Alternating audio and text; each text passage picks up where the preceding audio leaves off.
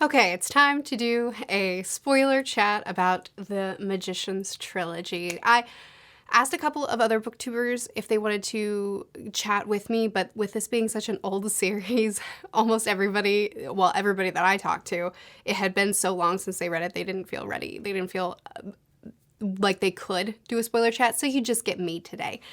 So what I'm going to do as I talk through these three books is I'm just going to hit, since obviously a lot happens in these three books and there's a lot to unpack in them, I'm just going to hit kind of my highest highs and my lowest lows with this trilogy and unpack it a little bit, because there was so much that I loved about it and so much that I hated about it. And I said this in my spoiler-free vlog, which I'll link if you didn't see that, but I did a vlog dedicated to just discussing these books and kind of giving my reactions spoiler-free.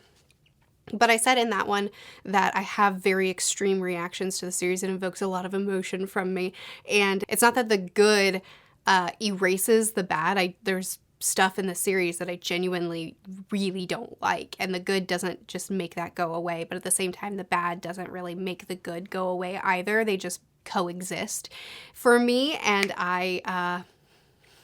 we're going to talk about it finally. Starting with Quentin, I guess, as our main character of book one, we'll begin the chat with him. I watched an interview with Lev Grossman before, as I was getting ready to film this, and it was very enlightening to hear him talk about his series and his motivations and why he wrote things the way that he did. And one thing that he talked about was how he met Quentin, and he said that the way he met Quentin was by looking in the mirror of his 17-year-old self and then writing a little bit less generous version of himself. And when he started writing the series in his 30s, there was still a lot of Quentin in him, still a lot of reckoning with the world that he felt escaping into these fantasy worlds all throughout his childhood and early adulthood. He didn't really feel prepared for some of the hurdles that that life would throw at him as an adult. And he wrote The Magicians and he wrote Quentin as kind of an exercise of processing these things that he needed to work through as a kid and as an early adult. And that's really reflected in the books. And I did my spoiler-free chat on my main channel and got a lot of comments about Quentin. Some people that felt similarly to me, where I did not like him in the first two books, and he really grew a lot by the third book. And my feelings for him evolved as he evolved. A lot of people who had similar experiences as I did with him, and then a lot of people who are lovingly more defensive of him and like, no, like I relate to him, I understand him, and that. And I think that is very interesting that Grossman wrote himself the least favorable side of himself in Quentin and wrote it very bluntly, and then kind of allowed him to grow and change. And one really big issue that I had with book one was with Quentin as a character, and also just him. Because book one is written from Quentin's perspective, the whole world is kind of through the lens of Quentin, and it's not a favorable lens. Quentin is very disenchanted with the real world. He's grown up reading Narnia. Grossman grew up reading Narnia, and Fillory is Grossman's Narnia. So he grew up reading Fillory, and he wants that to be his world, and he's convinced that if he could run away to Fillory, then his life would be solved, his problems would be fixed. If he could go off and learn magic and escape from the real world, then everything would be better. And he's this very mopey, whiny, he's dealing with depression for sure, just very disillusioned with everything around him. And as he escapes to Brakebills and starts learning magic, and then as he escapes to Fillory, starts experiencing this world that he's always dreamed of going off to, he is just continually disenchanted. And no matter where he goes, he realizes that wherever you go, there you are. and that really it's a deeper problem than just the world sucks, if only I could be somewhere else, but rather it's a lot of perspective, and also that this world that looks magical from a distance, when you get up close, a lot of the magic is actually not whimsical and wonderful and cute. A lot of it comes with its own pains. as well. But then it's also the way he treated people. A really good example of that in book 1 is how he treated Alice. How when he cheated on Alice with Janet and Elliot, and then when he first did it, he was just like, oh, you know, it's Alice's fault. She should be doing this stuff too. And then it was, well, Alice should be fine with this. And then finally realizing, no, I messed up. But even then, he still was very defensive about it. And then whenever Alice slept with Penny, and he was so furious at her, and he was like, well, mine barely counted because I was drunk. So she shouldn't be mad at me because I barely even did it, really, because I wasn't thinking about it. But she did it to hurt me. She did it to harm me. So what she did was way worse than what I did, which is completely ridiculous because she had full faith in their relationship, complete security in their relationship. And then he betrayed that trust and ruined their relationship. And then whenever she did the same thing, it was somehow worse than what he did. And then whenever he actually confronts her about it, and he's like, why'd you even do it? And she was like, well, because you made me feel worthless. And I didn't think you would care because of how you just treated me. And also I was drunk. And then he cut her off and he was like, I don't want to hear it. Stop talking. And it's just like, so your excuse was you were drunk and you thought that hers was really malicious, and then whenever you find out that she too was drunk, then you just don't want to hear it. All around, Quentin was very hard to be in the head of for an entire book, but he does grow over the duration of the series, which we'll talk about as we get into the other books, and I really appreciate the growth that we got from him. But in book 1, he is, at least from my perspective, completely insufferable. Some things that I loved in the first book, there were a lot of things that I loved. So first of all, I love Narnia, and I love doorway fiction. I love doorway magic and all that kind of stuff. And I don't even care that this book is so similar to Narnia because I love Narnia. And Lev Grossman, he wears his inspiration on his sleeve. Like, he directly references many, many series in this series. Like, he's not trying to be subtle about it. He's being very direct about the fact that he's inserting us into, okay, you want your doorway fantasy? Here's your doorway fantasy. You're Quentin. I'm sorry, but you have to be Quentin today. And here you are. Now you're at your magical school. Let's see how that works out for you. And the thing about this trilogy is that Grossman takes this kind of escapism idea, this idea of, oh, if only I could go off to my magical world. And he says, okay, so let's look at that. If you were actually in this academic setting and you actually had to learn something as complex and otherworldly as magic, would it be easy? Would you learn to wave your wand and say something nice? Or would it be gruelingly academic to learn a whole other language and to have to learn how these very complex movements? Would that be easy breezy, or would that be soul-sucking? Is academia, it's kind of like that dark academia sort of vibe of like, is academia truly as beautiful as it's painted in stories and in your mind? Or is it actually, does it feel like the worst decision that you've made with your life? And it shows them kind of being drained by this gruelingly academic setting while also getting the rewards of actually having breakthroughs and learning things.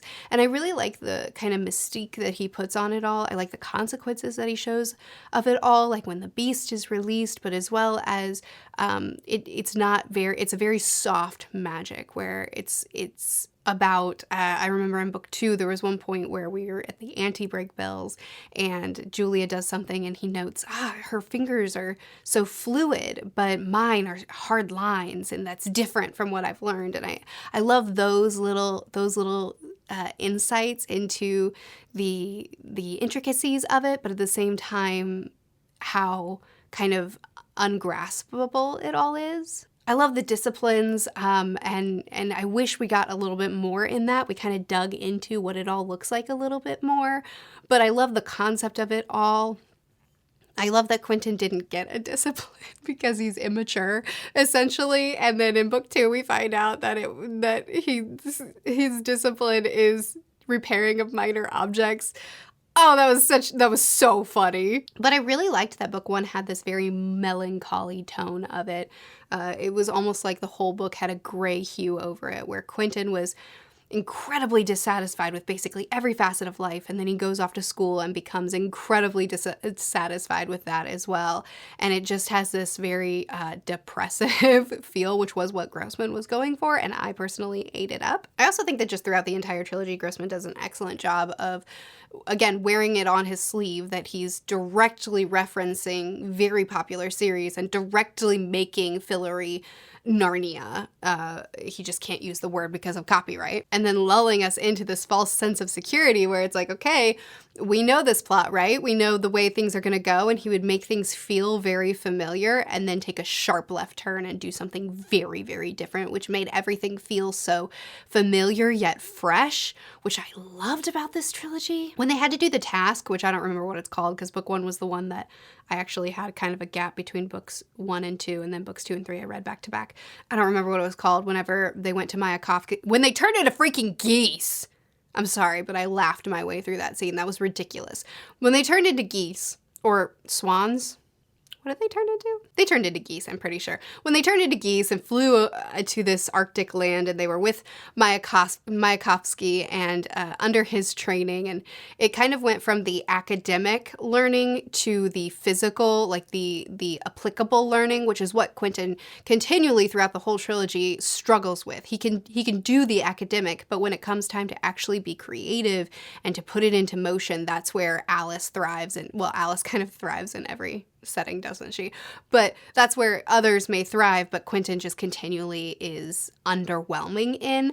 And when they have to, especially the task, this is where we get the infamous fox scene, but that when they do the task and Mayakovsky tells them they don't have to do it if they don't want to, but he kind of paints it almost, he's like leading them into thinking if you don't, you lose. And so both Quentin and Alice decide to do it.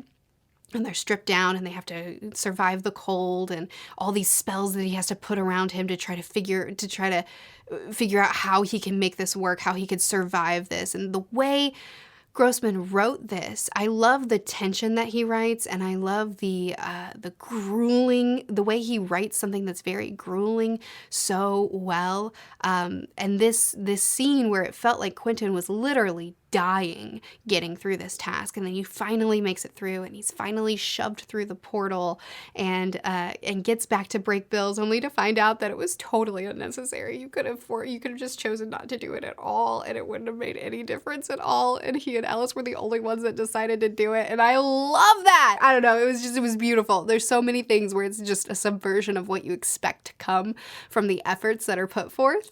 This is when then Penny shows up with his magical button.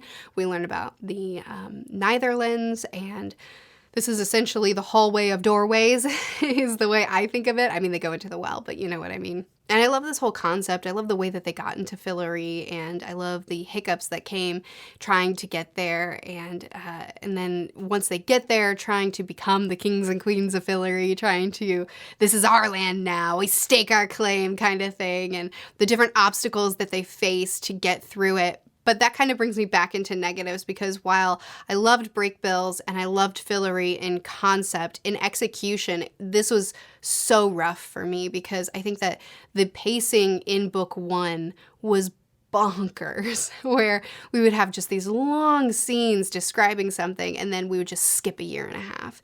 Or with Fillory especially, this needed to be I felt for me, needed to be its own book. Brakebills needed to be its own book. Fillory needed to be its own book. But I understand why Grossman wanted to have like an academic and then real world, and how great of a contrast the two are. I understand why he felt the need to do this, especially since he pulled so directly from so many other sources. If he had a whole book dedicated to Brakebills, it would definitely be accused of being Harry Potter ripoff, when really it's a Narnia ripoff. So I mean, what are you gonna do? I say that lightheartedly. It's gonna be okay. But really, it just felt like we rushed through Fillory, and in book 1, I didn't feel like I really experienced it hardly at all, and that was such a bummer for me, because I was so excited to get there, and with how much we kind of speed ran that and all the different obstacles that we faced there just felt so disappointing to me. But then we get the huge reveal of Martin. We get that final battle where Penny loses his hands and Alice loses her life. She gets burned to death in her great sacrifice. And all of that was written so well in my opinion. And the fact that Quentin then returned from Fillory and he basically spiraled into an even greater depression where he got his doorway. He went off to his magical school. He went off to his magical land, to the books that he had been reading about. He got there and he lost so much. He sacrificed so much, gained some knowledge of magic, which is killer, but what did that knowledge get him? A loss of someone that he truly loved, as well as several other people that he cared about suffering, including himself. And then he came out of it basically renouncing magic and saying, you know, this isn't it. I quit. I'm done. And he chose to surrender this world that he had dreamed his whole life about. But then once it came calling again, he was like, yeah, all right, this world sucks. Let's go. Which I love that kind of struggle that book one gave us, of this disillusionment with the world. You run off into the magical world, disillusionment with the magic world, and then you return, but you can't actually say no to it, which is only continued in the next books, which I really like. Okay, we'll talk about themes a little bit more and then we'll move on to book two. I'm trying to keep this concise, but it's really hard when talking about three, and I have a lot to say about these books. So themes. We already talked about the escapism of this book and the disillusionment that Quentin faces, which is one of my favorite things about this trilogy. I love that Grossman kind of takes things that are familiar to us and then says, okay, but let's think about it a little bit more. Would this actually be lovely and whimsical and wonderful, or are there darker undertones here? And let's explore that a little bit. I loved that. I was so enraptured by that concept, and that is what kept me going through this series, even though I hated Quentin in book one, and even though I had a lot of issues with the pacing and the execution and the writing, even though I think Grossman has really wonderful prose, but a lot of times I think that his execution just really falls short on several things. Sometimes his execution is brilliant, like the task with Mayakovsky, and sometimes I think that his execution just misses the mark for me. But I love him constantly lulling us into the familiar and then subverting those expectations and digging deeper into some of these whimsical, magical ideas that come to us and saying, okay, let's look at that a little bit more. Is this fun? And I enjoyed that so much. There was also a really big emphasis in book one, which kind of faded as the series went on. I think Grossman kind of a little bit abandoned this idea, but it was really prevalent in book one, and that's this idea that magic corrupts you. One of which being Mayakovsky's rant about magic not being ours and not belonging to us. Sometimes I wonder if man was really meant to discover magic. Words and thoughts don't change anything. Language and reality are kept strictly apart. Little children don't know that, but somewhere in the heat of magic, that boundary between word and thing ruptures. Language gets tangled up with the world it describes. Sometimes I feel as though we've stumbled on a flaw in the system. Is it a short circuit? A category error? A strange loop? Is it possible that magic is known that would be better off for forsworn? Tell me this, can a man who casts a spell ever really grow up? I think you're magicians because you're unhappy. A magician is strong because he feels pain. He feels the difference between what the world is and what he would make it. A magician is strong because he hurts more than others. His wound is his strength. Most people carry that pain around inside of them their whole lives until they kill the pain by other means, or until it kills them. But you, my friends, you found another way, a way to use the pain, to burn it as fuel for light and warmth. You have learned to break the world that has tried to break you. And I think that that's so poignant with this kind of idea of escapism. Like there was something that was paining you. There was something that was not working in your life, and so you found this alternate, and you go off into this alternate, and it changes you, and it's not what you thought it would be, but it never should have been been found. This isn't the solution. This isn't the answer. And throughout the trilogy, we definitely see Quentin trying to find his quest and trying to repair the damage of things with just more magic, just fix it with magic.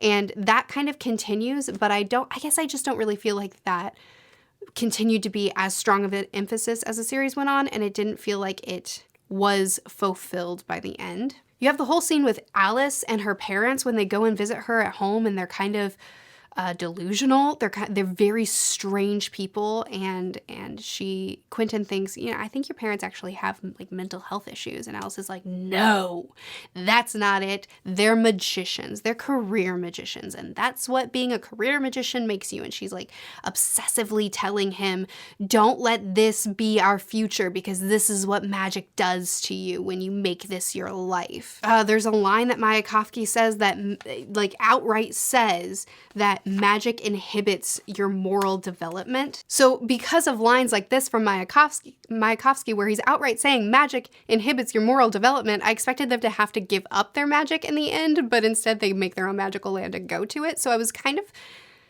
disappointed that thread didn't get followed a little bit more strongly. Even the scene like the weird fox scene in book 1 where Quentin kind of grabs Alice and attacks her and pins her down, and she's terrified at first, and then it's not a great scene. I think Grossman maybe could have written that one better. But anyway, the way I interpreted that was, this is them. This is magic changing them. This is magic taking over into these animalistic instincts, and Quentin is reacting in a way that isn't human anymore. Grossman, in the interview that I watched, he actually said that he wrote book 1 with no expectations for a series. It was a standalone book, essentially. And then when he got the book deal and he got the green light for a sequel, he wrote book 2 with no thought for book 3. It was, now I'm writing book 2. He knew he wanted to make it a trilogy, but he did not plan for book 3. He was just, let me focus on getting this right, and then we'll see what we do about book 3. So each of these books he wrote thinking only of the book that he was writing, and he didn't plot out how the series would end. He didn't plan out how it would all connect. And even Julia, the character, he didn't ever expect to give her a perspective or even a role in the story other than just like the girl that Quentin pined after until he found Alice. So that it reads that way to me sometimes, where it feels like something is like there's a strong emphasis and it's really important, and then in the next book it's significantly less important, and then the third book it's like there are certain things that kind of just don't follow all the way through. And I think that's one I can see. As soon as he said that he wrote each book not thinking about the next one, I can see that, unfortunately. Oh yeah, I'm just now being reminded by the notes right here that I wrote down. After Alice dies in the battle, Mayakovsky actually says that magic always leads to evil. I don't know. It just seemed like he was going somewhere with all that a little bit more. It's not that that theme doesn't follow through all the way, but it just seemed like he was going to do more with it. Anyway, book 2. So book 2 starts off, oh my goodness, I loved the beginning of book 2, with them being in Fillory, and they're kings and they're queens, and they're being doted on, and they're being waited on hand and foot, and everything is wonderful and magical, and it's exactly as it should be, and still, Quentin is not enchanted. Life's kind of boring when everything's just handed to you. Where's his magical quest? Where's his grand adventure? Also, he feels an obligation, like, I have to enjoy this because this is what Alice died for, right? Her death has to be meaningful, so I feel an obligation to love this. So I do. I love it. I'm sure I do. But I don't. And I really love that continuation of just his disillusionment with the world and his discontentment, and that it's about him and not necessarily about Fillory completely. Because Elliot's perfectly content here. Janet's perfectly content here. But Quentin needs more. Book 2 continues to have some issues, and I do think that a lot of the issues in these books, or a lot of the things that I that really were off-putting to me in book one. I think a lot of it is just Quentin's perspective. Again, Grossman said that he was working through some ideals and some mentalities that he had as a kid and he had to grow up from, and he really just put that on the page, and I respect that. I understand that, and I'm glad that Quentin did get to grow up. But some of it I think is just Grossman and his and just poor execution. And one really good example of that is in book two, where Quentin just randomly throws out the line that he has Asperger's. So in book one, it's never mentioned that Quentin has Asperger's. And in fact, there are lines where I think it was Penny, might have been Josh, that's described as having autistic-like focus, or things like that, where autism is being talked about in kind of almost like a derogatory way of explaining someone just being very single-minded. And then in book two, it's never mentioned until this one throwaway line where Quentin's like, sorry, it's my Asperger's acting up. And then it's just not mentioned again. And like, that's just not good character writing. You know what I mean? That's just not good character writing. Now we can do that. We can make this a piece of Quentin's character and really explore it and discuss how that is a part of his life and a part of the way he perceives the world or interacts with the world. We could do that, but like it isn't explored. It's just kind of thrown in there and then left alone. And that's just not good character writing. Then you have Julia, who was the star of this book.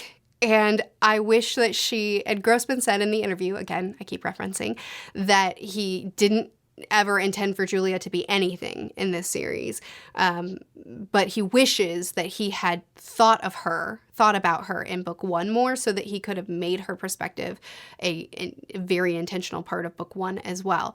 But when he got the deal for book two, Julia just kept popping up, and he explored her story, and she became a really relevant part. And I'm so glad he did, because she was the star of book two. Being able to see her, so much of her story really parallels Quentin's story in the first book. And that's that she went to the exam as well, and she was rejected, but she was able to retain her memories when she shouldn't have. And because of that, she had this very obsessive nature. She needed to get back to Brakebills. She needed to, and then when she couldn't, she needed to learn magic. And she found this anti-Brakebills. She found this other way of getting in, and they have their own systems, and they have their own way of performing magic, and everything is different, and everything is kind of darker and a little bit, almost has a more dirty feeling to it from Quentin's perspective whenever he's visiting.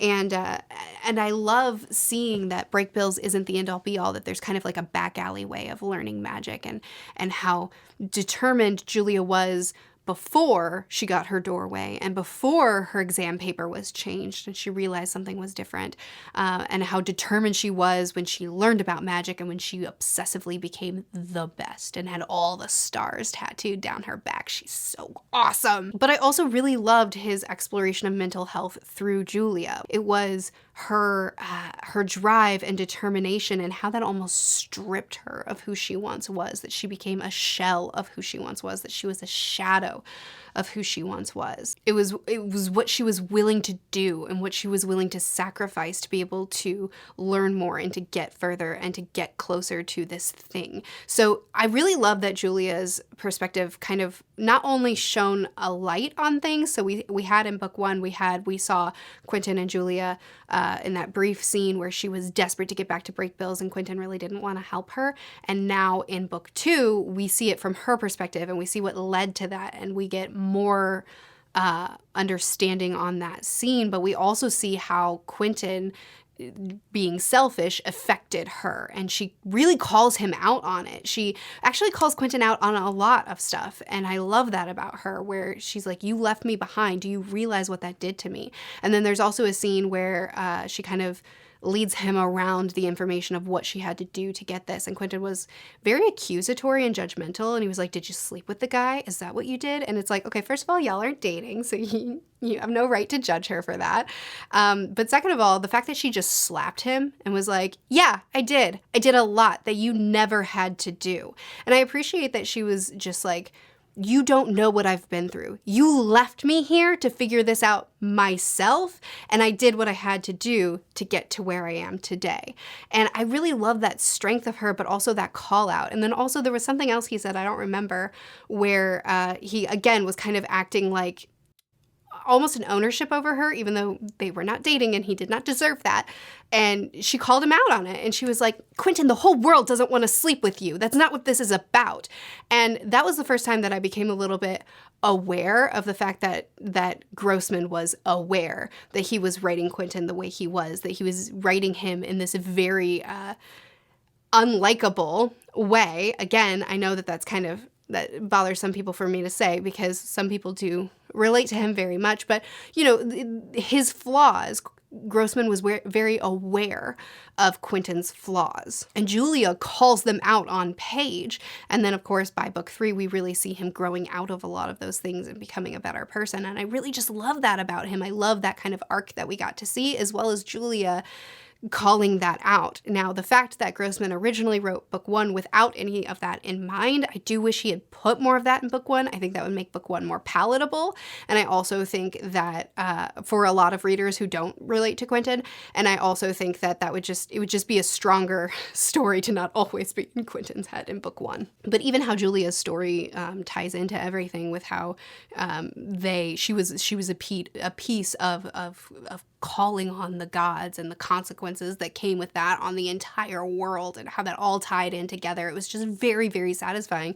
And for me, each of these books is, at least as far as quality of writing, again, I liked his prose from the very beginning, but as far as quality of execution of writing, each book was a step up from the last. Now, book 2 had high highs and low lows. But each book, as far as so for book 2, him weaving these two perspectives together was done so well, in my opinion, and making the pacing not feel so kind of all over the place, and the plot feel a little bit less all over the place. Still some of that, honestly. Less of the just open plot threads. In book 1, there were so many things that he started and didn't finish. And then in book 2, he actually started bringing things together, which I appreciate. I loved The Parable of the Keys. I absolutely adore stories that revolve around keys. And this Parable of the Keys was so fun to read about, and how tragic the ending was. And then we actually get to meet the guy later on, who is the guy, and he's like, really, they're calling it a fairy tale? No, I was off looking for an adventure, and I ruined my life. And it's like, Quentin, listen. Pay attention. You're so obsessed with finding your quest and finding your adventure, and you're ruining your life doing it. And like that kind of, there's definitely a big emphasis on these books as well of Quentin wanting to be the hero of his story, going off into the magical enchanted world and wanting to be the king, wanting to be the god of the world, wanting to save everything and be the hero and be the, but around every corner he's kind of batted down, and he keeps trying to be the hero of his own story and keeps learning that like maybe he's not the main character, which we'll circle back around to, because I do actually have some opinions on how that all ended. But I really like that, and I liked the little nods to that as well, of other people in the story being like, yeah, this isn't the way. And then Quentin's still like, yes, but maybe it is for me. I also really loved Josh with the buttons, and how he comes back into play, and he found this box of buttons, and he's exploring the Neitherlands, and he makes all these references to these famous works. He talks about going to the Shire, and he talks about going to this desert land. I assume that's Dune.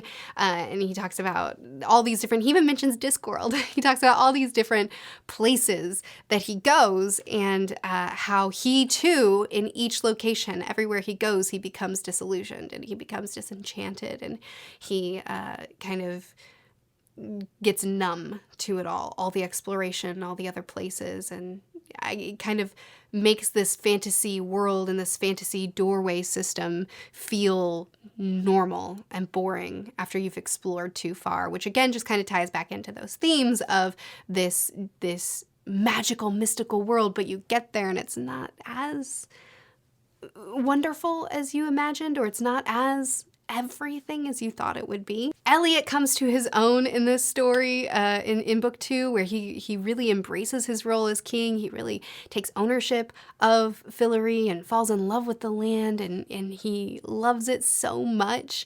And he gets the quest that Quentyn wanted to get, which I love. Again, you know, so many things where it feels like it's building to something, and it's like, oh, Elliot got the quest. And that's actually one qualm that I do have with this trilogy, especially the first 2 books, is with Quentyn being the perspective, and with one of the main things that Grossman keeps coming back to being Quentyn wanting to be the hero of his own story and wanting to find his adventures. And, you know, maybe he doesn't get all the adventures. Maybe the whole world doesn't revolve around him. And because of that, we get several instances kind of back to back at one point where Quentyn is batted down, like with the key quest. He learns about the key quest, he finds a key, he's like, aha, and Julia says, no, don't do that, and Quentyn does it anyway, and then they're kicked out of Fillory, and they're back on Earth, and then we have this, just them surviving Earth, and then we get back into Fillory, and then Elliot's like, I had a quest, allow me to tell you about it, and I'm just like, okay. I would like to have followed Josh on his adventures visiting all the different worlds. I would have liked to follow Elliot going on this quest, but instead I got stuck on Earth with Quentyn. Fun. So there is a piece of me, like, I like Grossman's goal and what he's saying through all this, but there are some times where I'm like, but that means that I'm following the most boring perspective many times, which is the point. It is the point that he's doing it on purpose, but still, that still makes the reading experience at times like, really? But speaking of them getting kicked back into Earth, I really, really love that for both of them, when they're kicked back onto Earth, at first they're both suffering and they're desperate and they're trying to find their doorway again, and they're trying to get back to Fillory, and it's this obsession, this obsessive thing that they have to get back to where the magic is, and get back to, even though Fillory isn't all that it was cracked up to be, they still have to get back there because this is what they've been wanting their whole lives. They have to get back there. And then for both of them, it's not until they are finally happy. It's not until they're happy. It's not until, first it's Julia. She's like, you know what? She breaks her wand or her magical staff or whatever. She puts away all her books and she's like, you know what? I'm actually content. I'm okay not to have magic. It's gonna be all right. And then she's sucked back in. And with Quentyn, it was this obsessive, I need to find my doorway. I'll trick this kid into helping me find the doorway, and I'll do this. And he's like obsessive. And then it was Poppy that kind of called him out on that and said, the world is pretty cool here. And Quentyn starts realizing, oh, you know what? This novel took place on Earth, and this novel took place on Earth, and these things are here, and I can explore this. And I think I'm happy. I think I'm happy on Earth.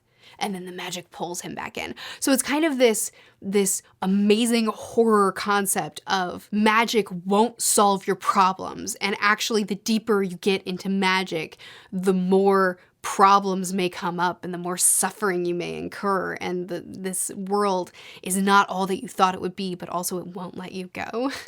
And I love that. But again, we'll circle back around to it because that's another thing that I'm just like, I kind of wish it would have been a more satisfying end if we had tied this into it, but we'll get to it. But I did love that in the moment. Anyway, a whole bunch of plot happens, a whole bunch of adventures happen. There is a dragon that we get to encounter, and even though it was very short-lived, it was so fun. We go to the underworld, like lots and lots of stuff goes on in book 2 as far as just like really exciting plot stuff. But now let's talk about the thing at the end of book 2. The end of book 2 is so unfortunate for me because, again, I watched that Grossman interview, and the interviewer actually asked him about it, and he was like, what were you trying to do here? And Grossman explained that in a lot of old stories, gods would interact with mortals and they would rape the mortals, and it's always kind of treated, not always, it's oftentimes treated in this very cavalier, almost normalizing way where it's like, oh yeah, gods be doing that. And he wanted to use that storytelling device that's oftentimes used and treated very casually, and he wanted to kind of show the impact and the horror of that situation. And in concept, I really, really love that because I don't think that fantasy stories should act as if certain horrendous human acts just don't exist necessarily. I mean, I don't think that has to be written on page, but just kind of like pretending it's not there. I don't think that fantasy has to do that. And especially for this series, which focuses heavily on the things that occur in fantasy and looking at them a little bit more critically and saying, okay, let's think about that for a minute. Let's look at the undertones of that. Is that truly whimsical or is it horrifying? And that's kind of what this whole trilogy is doing, or at least it's one of the things that this whole trilogy is doing. And so I really understand Grossman's desire to, or not desire, but his choice to put it in here and to do with this something that comes up in fantasy, and to do with this what he's done with the whole series, which is to take a hard look at it and to look at the impact of it. And in some ways, I do appreciate, I can see the attempt, and I appreciate the attempt, because as the scene was written, as the scene plays out, he really focuses on Julia and her emotions and not just on the grit of the scene, which I think a lot of times is how rape is written in fantasy, where it's like, look how dark my world is.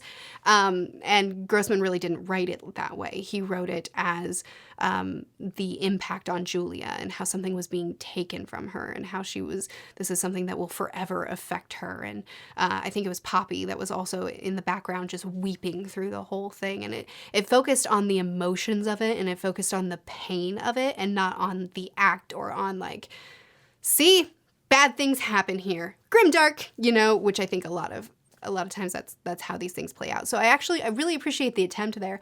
However, where I think he stumbled aggressively is the fact that the fact that a piece of magic was left behind inside of her. So I don't remember the exact dialogue on it, and I didn't go back and reread this scene while I was kind of trying to collect my thoughts on this, because I really don't have any desire to ever revisit that scene. But it's something the god said something along the lines of like, yeah, you have to make this sacrifice, you have to make this payment, but like, I'll give you something in return. And yeah, we watched it happen, and there's a godlike magic that's left inside of her, and then it's through this whole encounter that this other goddess makes her kind of like the god of the dryads, I think, or like the leader of the dryads. I'm kind of fuzzy on exactly. But anyway, she becomes a deity of sorts. She calls herself at one point a demigod, but not quite a demigod. Anyway, the point is that I see the reason Grossman chose to do this and actually really appreciate that. And I see the attempt to handle it thoughtfully and appreciate that. But at the end of the day, he still made it a narrative net positive. She was always kind of felt in between two worlds and always been felt incomplete. And then she kind of gets her completion through the consequences of the rape. And that's just truly unfortunate. Just the fact that this rape, he tried to show the impact of it, but in the end made it a narrative net positive, is such a big swing and a miss for me. And my friend actually rage quit the series because of this scene. And I really understand it, because I want to give Grossman credit because I see what he tried to do, but I do think that she could have gotten these powers in some other way. And choosing to make it through the rape is just such an unfortunate misstep narratively. And I did hold out hope at the end of this book that Grossman, while it didn't look good at the end of book 2, I was really hoping that in book 3 we could kind of explore that more, explore the trauma, explore what all the consequences are, so that it didn't feel like a narrative net positive, but instead in book 3, Julia is just kind of shoved to the side, not really in the book until the end, and then we don't explore it at all. So just generally, it's a swing and a miss for me. You may disagree, but I really wish he would have chosen to give her powers in any other way. Moving on from that fun topic, Quentin does end up making a sacrifice, not thinking about himself, thinking about other people, and getting batted out of Fillory because of it. And once again, I just love that. I love that. Like, he's trying to be the hero. He's trying to be the hero of his story. And Fillory doesn't reward him in a hero's tale way, where you make your sacrifice and you do the noble thing and then you get rewarded accordingly. It's like, okay, bye, you're back to Earth again. Anyway, moving on to book 3. Book 3 is by far, for me, the best book. Not only do I feel like in each book, Grossman improves as a writer, and just the execution, the pacing gets stronger with each book. The narrative drive, where it feels, in book 1, the plot and the direction that things go in just feels so choppy to me. It feels so all over the place. Book 2 feels much, much, much stronger, and then book 3, it feels just eons stronger, where it feels like there's a direction, there's a purpose, we know where we're going, and we have now multiple perspectives being balanced, not just the two. We're only a third in Quentin's head, and when we are in Quentin's head, it's actually enjoyable. Quentin has had so much character growth and change, and just in general, I just think that book 3 was such an enjoyable reading experience. Bringing in Plum was a great choice because she really showed the Fillory kids. She tied their story down to reality. She anchored them down to reality when they found that journal, and we got to see the real story of them going into their doorway, and kind of like with the Keys quest, where it's here's your fiction and then here's reality. And it's something really different. Janet is a million times better in this book. This is where she really comes out to shine. I loved the scene where she says, "So I guess you're probably wondering how I all of a sudden turned into an amazing ice goddess with magic axes just now." Elliot was actually, but he wasn't going to see, but blah, blah, blah, blah, blah. And she says, "I call the right axe sorrow. You know what I call the left one? Happiness. Sorrow. I can't tell them apart." So she's like this big, strong, powerful person who also is hilarious. And I loved, there was one line in there where Elliot said, yeah, Janet has emotions. She just keeps them someplace different. And I loved her character.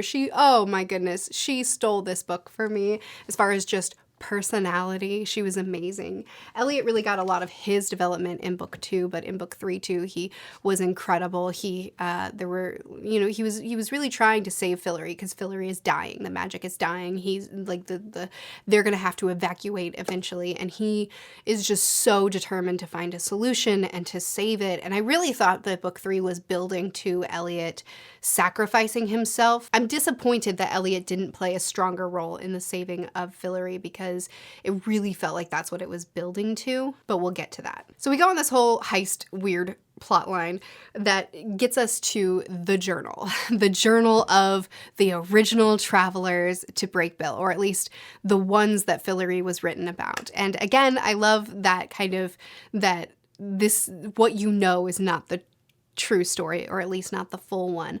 And being able to see their first journey and then their continued journeys, I loved all of that.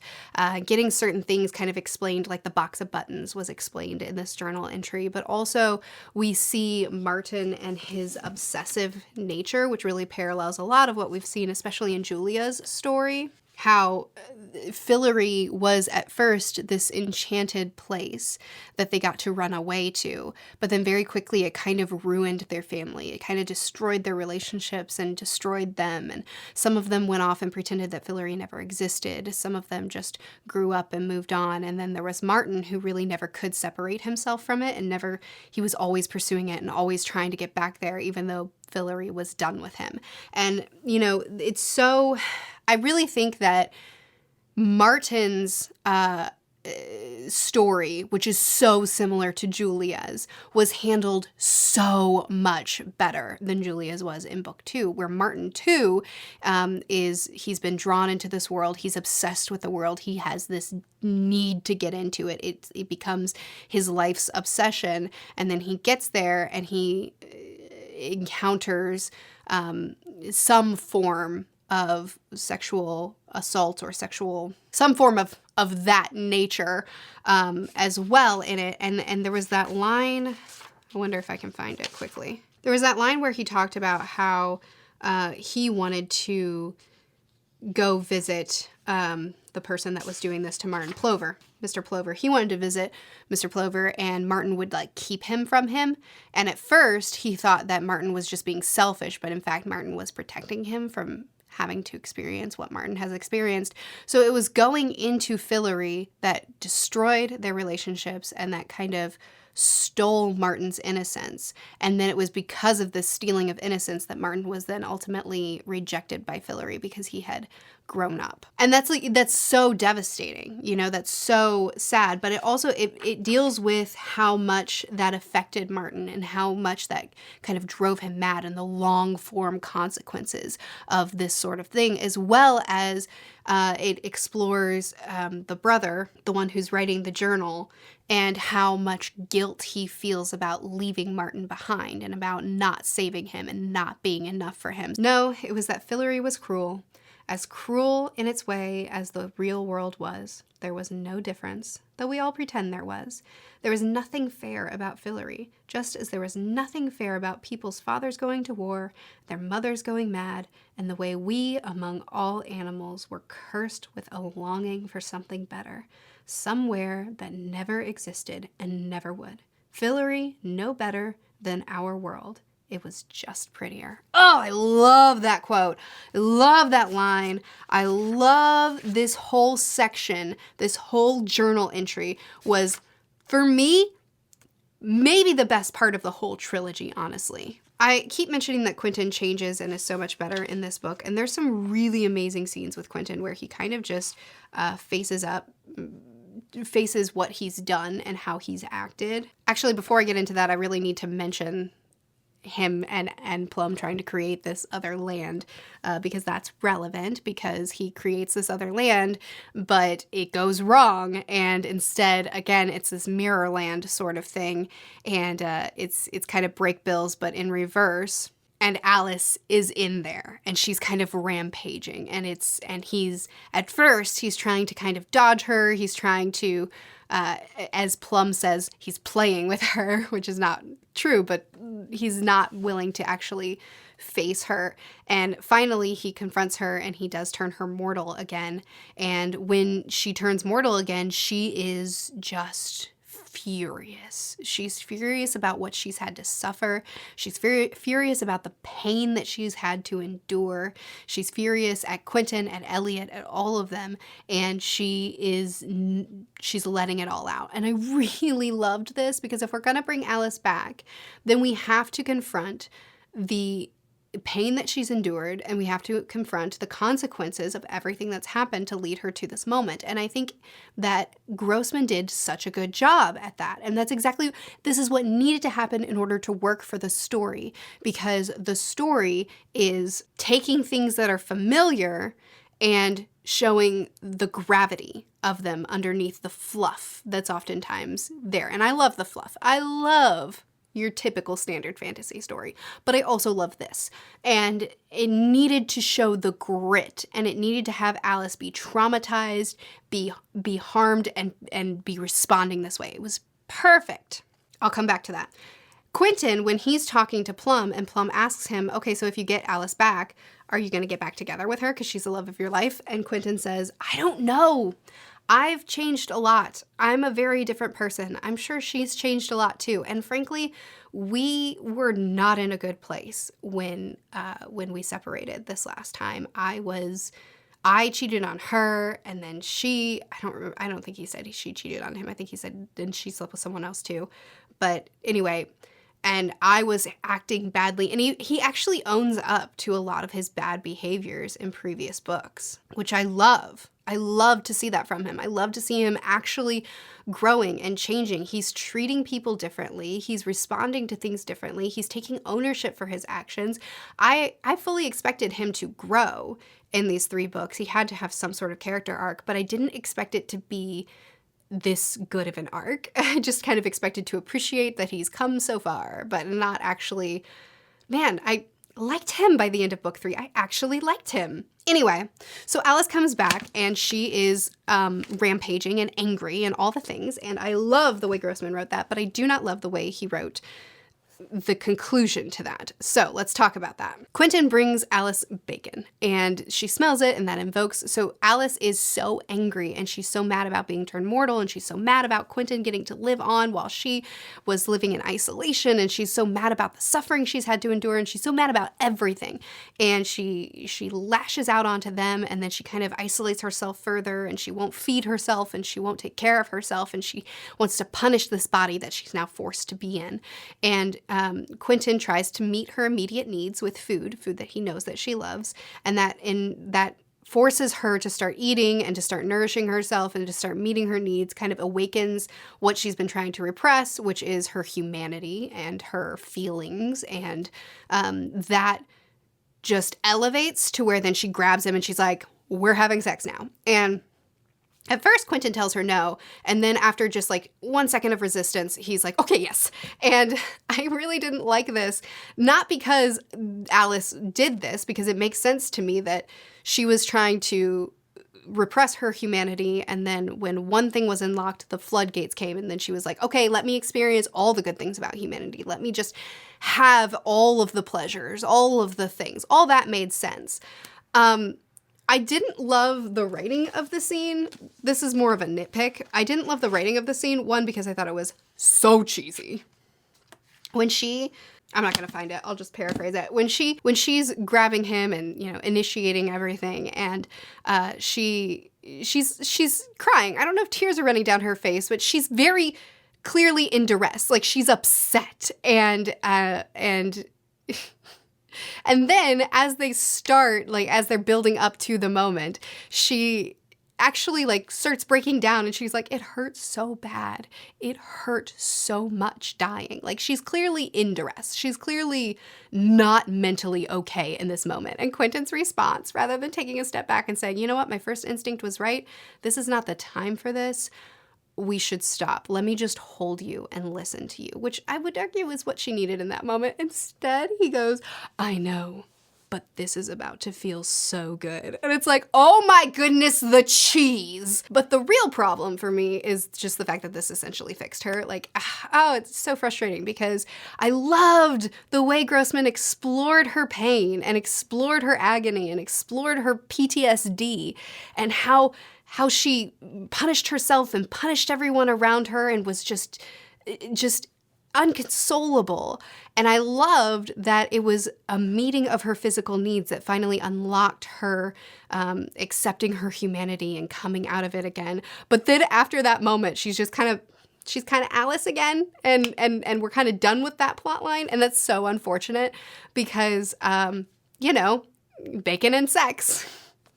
Now she's better. And I realized that Grossman probably felt like he was on a time constraint, and he's like, all right, we need to wrap this up so that we can get to the end of the book. But I mean, like, do it well. Like, if you're going to do it well. And I was so disappointed, because I feel like this happens a lot with this book, where I see the goal, I see the intent, and I see the effort put forth, and I'm like, I'm loving the way you're handling this. And then it concludes, and it's like, but why'd you end it that way? Why'd you do it like that? I feel that way so often with this series, where I'm just like, I see the target you're aiming at.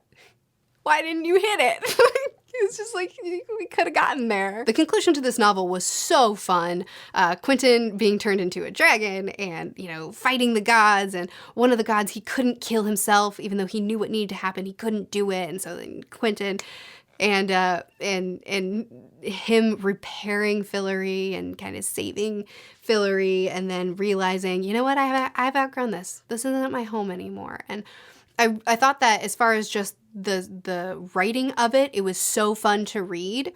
But I do have mixed feelings about the end. I think that it was really good that it was like some plot lines were wrapped up well and had a good conclusion. Some things were left more open-ended, and I liked that. But I do have mixed feelings about it, because one of the big themes throughout the duration of this trilogy is that Quentin is trying so hard to be the hero of his story, but, you know, maybe he's not. Maybe he doesn't get to be. And there's so many things that keep being brought up showing someone trying to be a hero, and then in the end, it doesn't really go in that typical fantasy way, and like those subversions are being those expectations are being subverted. But then at the end of this book, he is the hero of his story. He does save Fillory. And so I just feel like those themes really didn't end up having a satisfying conclusion at all, where I kind of expected the whole crew to come together and Elliot to maybe make a sacrifice because he has been built up to be making a sacrifice this whole time, and Alice, who is objectively better at magic than him, and Julia, and like everybody. And I'm not saying nobody played a role, but Quentin, but he was the main hero of this tale, and it wasn't a group effort like I feel like it could have been. Just the same, there's so much emphasis on magic isn't going to solve everything, and magic isn't going to heal everything, and running off to this magical world isn't going to make everything all better, and also a big emphasis on magic corrupts, and magic, only evil comes from magic, like big emphasis on that. And then it ends with Quentin making his own land, and him and Julia going off to said land to go make a way for themselves. And I love that they realize, okay, I've outgrown Fillory, this isn't my home anymore, and they figure it out. They repeatedly were kicked out of Fillory and then found a place for themselves on Earth, realized that actually running off to Fillory isn't going to solve my problems, and actually I can be content here. And so so I was like, okay, so the ending is going to be Fillory dies or they save Fillory, one way or the other, but regardless, they're going to make a place for themselves on Earth, because that seems to be the only conclusion for the themes that have been built up this whole time about like being disillusioned with the magical world because it doesn't take you, it's not all rainbows and sunshine, and the real world is the bad one, right? And magic corrupts is a big piece of this story, and Quentin's not the hero of the tale is a big theme of the story. And then it ends with Quentin being the hero of the tale and then making a magical world and going off to that one. And it's just like, I think from a themes perspective, I loved so much of what Grossman had to say throughout the duration of these 3 stories, but I don't really feel like the conclusion tied in with the themes nearly as strongly as I wanted it to. I wanted the conclusion to kind of anchor into all those things that we've been discussing this entire time. And he does decide that he's outgrown Fillory, and that's neat, but then he just makes another Fillory, and he just makes another, I mean, it's not another Fillory, but he just makes another world. This one's just his. And it's like, I don't know. It's not, I wouldn't say that the ending was completely satisfying for me, because one, the themes are a big part of what made this trilogy worth reading for me. I do think that this trilogy has a lot of flaws, but what Grossman was doing, his intention, the things he wanted to discuss were things that I wanted to discuss too, and that I was so excited to see discussed. And I think that in a lot of ways, he discussed them very, very well. So I kind of wanted the conclusion to anchor into those a little bit more. And then same, there's so many perspectives that were built up throughout this, and so many characters that were built up to be incredible. And then I wanted them to play a bigger role in the ending instead of it just being the Quentin show. So the conclusion of the trilogy, while I don't hate it, I also don't love it. I found it a bit unsatisfying. But as a whole, as you can see by how long and all over the place this video was, there's so much that happened in this trilogy, some things that I loved and some things that I really just didn't like even a little bit. But I did love the stuff that Grossman was talking about through the duration of the 3 books. I loved so much of what he did, and I hated so much of what he did.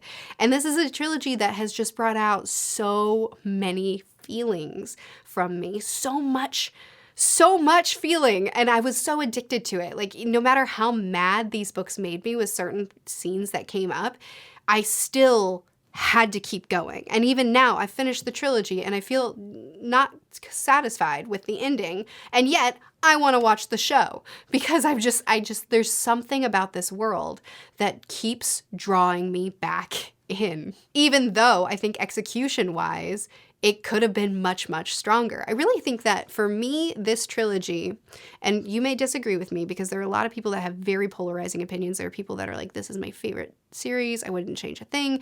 And there are people that, absolutely hate it. And I kind of have both. I kind of feel both. And for me, it's the ideas presented are tops, 10 out of 10. And the execution is sometimes really high and sometimes extremely low.